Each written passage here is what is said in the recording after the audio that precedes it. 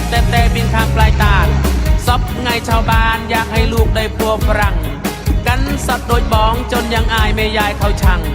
โกนภาษาฝรั่งเคยฝรั่งแม่ยายชอบใจสงสารหนุ่มไทยมองเห็นควายยังอิจฉามัน